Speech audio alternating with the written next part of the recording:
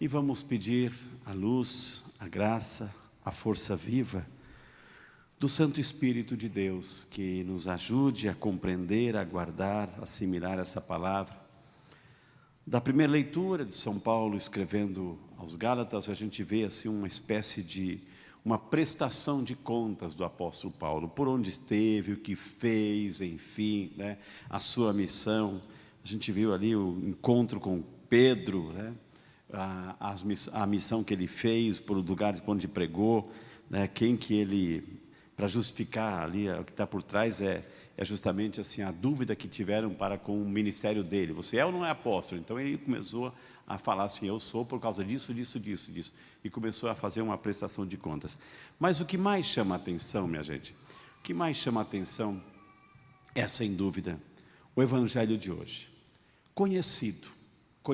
Quem não conhece a história, né, de Marta e Maria, as irmãs de Lázaro, né, lá de Betânia, né, amigos de Jesus. Jesus sempre que subia da Galileia, subia para Jerusalém, passava lá em Betânia e ficava na casa daqueles amigos ali. Eram 3 irmãos. Jesus gostava, talvez momento de maior, né, intimidade, maior liberdade, enfim, a casa dos amigos assim.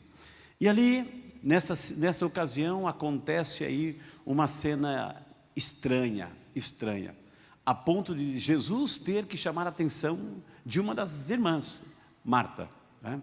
Chega Jesus com a sua comitiva, enfim, né? E ali, 2 irmãs, a cena está ali, Marta e Maria. E aí, de repente, Jesus está lá, sentado, falando, porque o que mais gostava de fazer Jesus é explicar, é falar, anunciar, ensinar. Jesus gostava disso. Jesus gostava de fazer isso.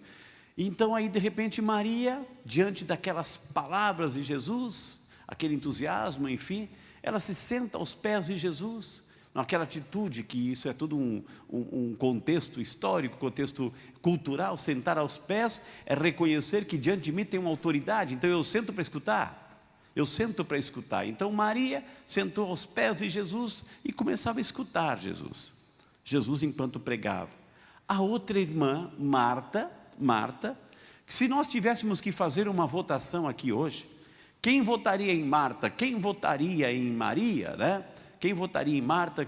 Certamente Marta ia ganhar, né? Onde já se viu, né? Deixar todas as panelas, a louça, a pia, né? Acumulando lá, comida para fazer, enfim, mesa para arrumar, casa para limpar, deixar uma sozinha e a outra sentada lá, folgada, né? Sentada aos pés de Jesus. Certamente a nossa lógica, nós iríamos optar por Marta, mas não foi isso. A lógica de Jesus foi outra. Né?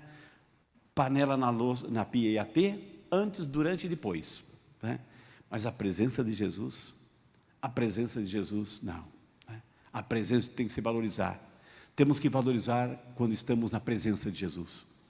Temos que nos concentrar, temos que dar toda a atenção para Jesus quando estamos na sua presença. Dar a atenção de Jesus ao máximo, porque o resto a gente dribla, o resto a gente dá um jeito. Mas estar na presença de Jesus, isso não tem preço. O que aconteceu aqui, minha gente? O que está acontecendo aqui? Que lição que a gente traz para a nossa vida? O que está acontecendo aqui? Marta quis se tornar o quê? Quem era o convidado especial naquela casa, minha gente? Quem era o convidado especial naquela casa? Então a atenção primeira tinha que ser dada para quem? Para Jesus. Marta estava dando atenção para Jesus? Marta estava dando atenção para ela mesma. Para ela mesma. Ela queria ser o centro. Ela queria chamar a atenção. Ela queria ocupar a centralidade daquele momento ali. O grande problema da nossa vida, minha gente, o grande problema da nossa vida, guarde isso, é quando Jesus deixa de ser o centro de nossas vidas. Quando Jesus deixa de ser o centro de nossas vidas. Seu Henrique, faz um fundo musical bem baixinho, é bem baixinho. Quando Jesus deixa de ser o centro de nossa vida. Eu geralmente não procuro ler homilia, mas eu escrevi. eu escrevi isso, estava escrevendo para um jornal, disse assim, e era sobre o evangelho de hoje. Feche os seus olhos, feche os seus olhos, preste atenção que eu vou falar de você, que eu vou falar de cada um de nós. Quando Jesus não é o centro de nossas vidas, quando Jesus não é o centro de nossa atenção, nossa vida espiritual e emocional se desorganiza, perdendo o ponto de equilíbrio que Ele representa. Isso ocorre porque fomos criados para viver em comunhão com Deus, e sem essa relação central, nossos desejos, emoções e ações tendem a se desalinhar do propósito divino.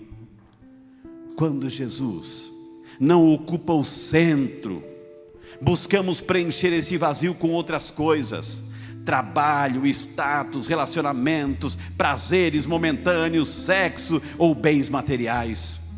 Embora essas coisas possam trazer satisfação temporária, elas não são capazes de dar o verdadeiro sentido que o nosso coração anseia.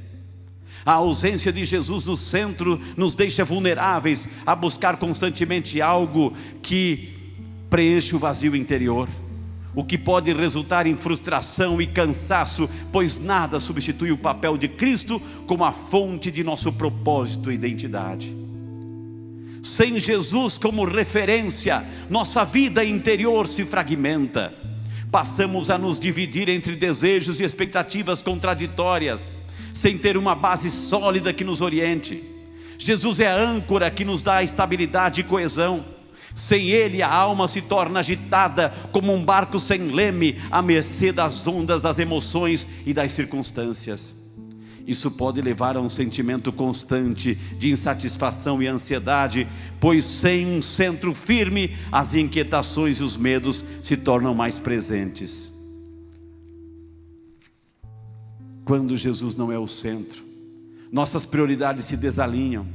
Colocamos o eu no centro, nossa vontade, nosso ego, nossos desejos passam a governar nossas ações. Perdemos a visão do que realmente importa e podemos começar a focar mais nas aparências, nas realizações terrenas ou nos que os outros pensam de nós, em vez de nos preocuparmos com o crescimento espiritual e a prática do amor ao próximo. A consequência é uma vida marcada por superficialidade e comparações, ao invés de uma vida cheia de significado, baseada na humildade e no serviço. Quando Jesus é o centro, Ele nos dá a paz que o mundo não pode dar. Ao afastar Jesus de nossa vida, perdemos essa paz e passamos a buscar soluções em coisas passageiras que não têm o poder de trazer a verdadeira serenidade. A inquietação espiritual aumenta e ficamos mais suscetíveis a estados de ansiedade, depressão e solidão, pois estamos tentando construir nossa segurança em bases instáveis. Com Jesus no centro, temos a confiança de que, independentemente das circunstâncias, há um sentido maior em cada sofrimento, uma esperança além do que vemos e sentimos. Quando Jesus não está no centro, nossas relações com os outros também se desorganizam. Em vez de amarmos de forma autêntica, buscamos o bem do outro como o Criador nos ensina, corremos o risco de agir de forma egoísta, buscando apenas a nossa própria satisfação ou usando as pessoas para preencher o vazio que só Deus pode preencher. Isso nos leva a relacionamentos marcados por conflitos, decepções e expectativas irrealistas. Jesus nos ensina a amar com humildade e entrega, e sem Ele como referência, nossas relações perdem a profundidade e o verdadeiro sentido do amor. Jesus é a luz do mundo e o caminho que nos conduz ao Pai.